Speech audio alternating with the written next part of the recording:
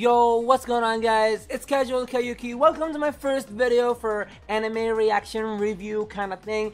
I'm new to this, so please don't hate me. I don't know. I'm bad at it. Anyways, so yeah, we're gonna talk about the episode in general. Every episode that's gonna come out weekly, I will talk about it. The things that I liked, the things that I disliked, the things that I found funny, and the things that I found cool and I got, crazy all about it and whatnot. We'll talk about all of these kind of things. So yeah, stay tuned with us so you can know about what am I doing. But yeah, we're gonna talk about most likely every episode. And if you're new to this series, it's gonna be great. I'm not gonna spoil anything because this anime is old and they remade it. So yeah, if you watch the older one or you're watching the remake, I don't know if you would like this, but maybe you would because I don't know. It's really up to you if you want it or not. So yeah, I know what I will talk about. You guys don't know what I will talk about. We'll keep it casual and we'll find out all together.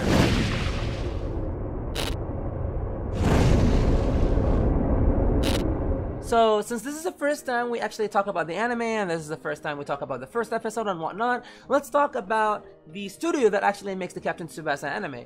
So this studio is called David Production. If you don't know them by their name, you would know them by their best anime that they did, which is very famous. It's JoJo Bizarre Adventure. I think most people know it, and that is actually the studio that makes Captain Tsubasa. And I'm actually happy that they took Captain Tsubasa because they can actually make a lot of great visuals, which we will talk about in some scenes that we saw in the first episode in a bit. So yeah, this studio is actually pretty good. It's amazing. I love their animations. Even in JoJo Bizarre, they have some kind of funky stuff, but that's only for JoJo's. But when they draw really cool stuff, you will really freak out because they're really great at making that. And if you're curious about who are the voice actors and whatnot, I will have a link in the description for all the voice actors for the roster for that anime. But if you want to know who actually voices the young Captain Tsubasa, or Captain Tsubasa, I mean the young Tsubasa Ozora, it's actually Yoku Sanpei. She's most likely known for voice acting Boruto in Boruto Next Generation. If you know that anime, or I don't know, probably you know it because it's Naruto and everybody knows Naruto. Okay, we're not talking about Naruto. Okay, goodbye. Alright, now that we covered that over, let's talk about the episode right now. And the first thing that I want to talk about is the first 5 minutes of the video, or the episode rather. You can actually see how Tsubasa went to the middle of the streets and his parents were like, "Oh no!" and then they're not moving at all. Let's not talk about that. I'm not gonna talk about that. I'm gonna talk about how the truck actually smashes, or hits rather. It's not even smash because it's not that strong, but it still hits the ball, and then the friggin' Tsubasa actually jumps back, and then he hits the ground, and then he bounces completely safe. Alright, it's okay. I mean, it happens, right? I think. I don't know. But, dude, he's 2 years old. He's holding the ball. How his hand grips are super strong.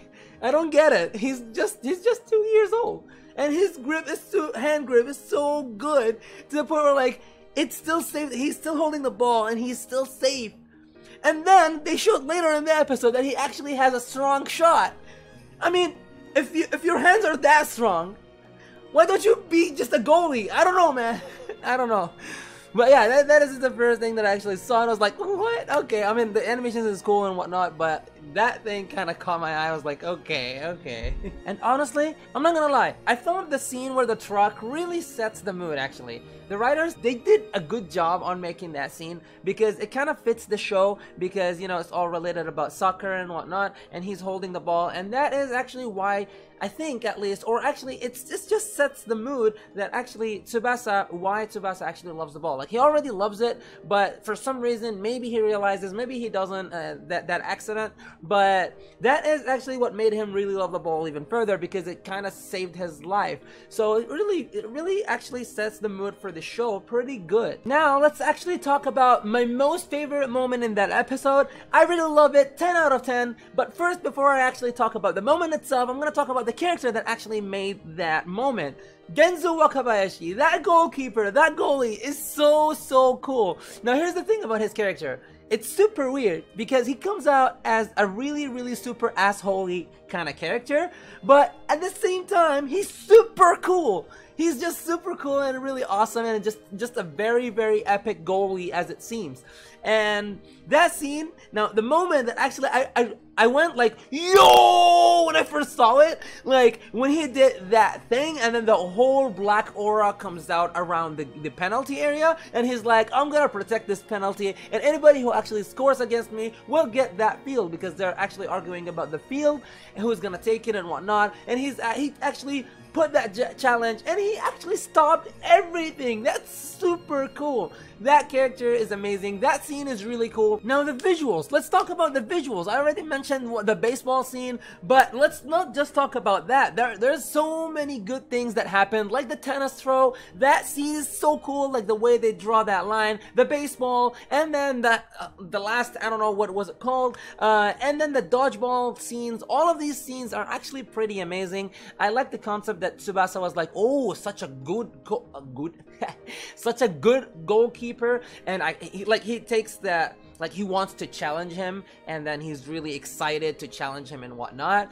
That concept actually made me really love the scene even more, and made me love the Ginza, because he's such an epic goalkeeper. He didn't just catch like a normal ball. He did kind of caught a lot of other variety of sports which they contain balls, I guess, if that makes sense. Now after Ginza actually showed how super cool he is, and then caught every ball and then deflected a javelin even, there's a funny scene that actually happened and actually made me laugh. You know how Ishizaki brought his like senpai and whatnot so they can actually challenge Ginza, and he stopped them?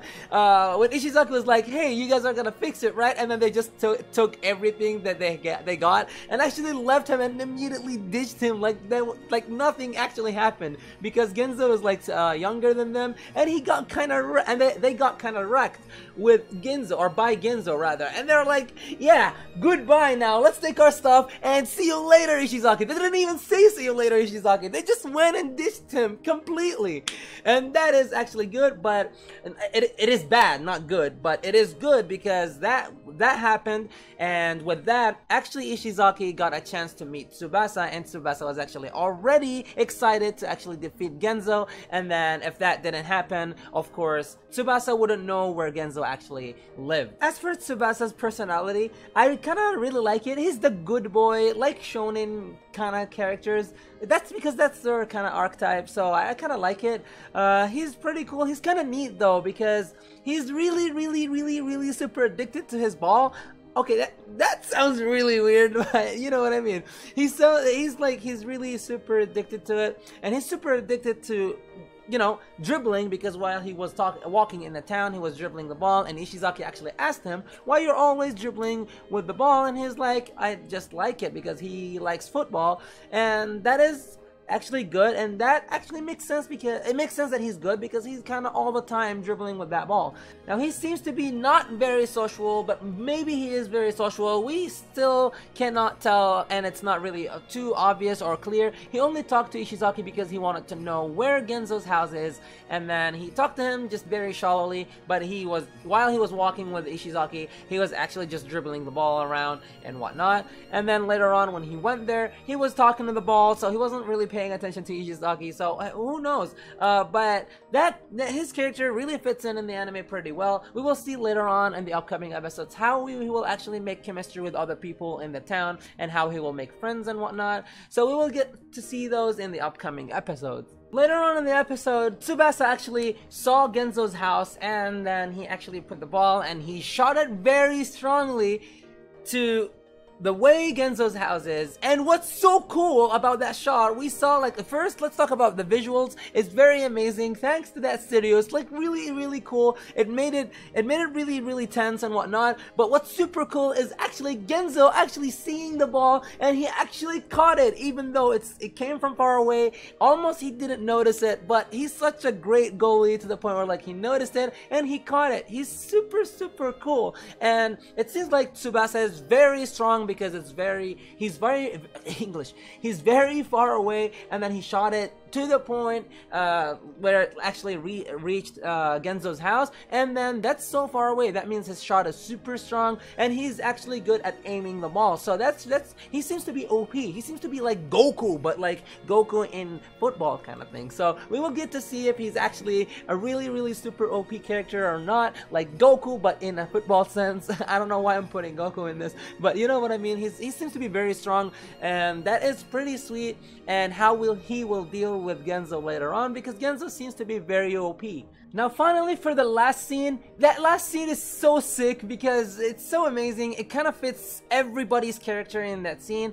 Genzo being, you know, the asshole-ish kind of personality, and he was like, no, actually this brat kid cannot shoot at the ball from that, you know, far away and that strong. And he's, you know, he was mocked because Tsubasa is actually as old as him, and it seems like he was pretty mocked about that. So he shot the ball immediately in front of Tsubasa, or towards Tsubasa, and then Tsubasa being so flexible and he's so good with the football, so he actually deflected the ball, you know, just in the anime world, he deflected the ball and then he sent it up there, and there is a bus. He actually noticed the bus was crossing and he shot it, and since his shot is very strong, as I mentioned earlier, he seems to be very strong, he shot it, and he's good at aiming as well. I also mentioned that he shot it very strongly, and then at the bottom of the bus, and then since Genzo is actually a great keeper, he actually stopped the ball from under the bus. That scene, that is so good, and that is actually a very good ending for that episode. I'm so hyped for the next episode,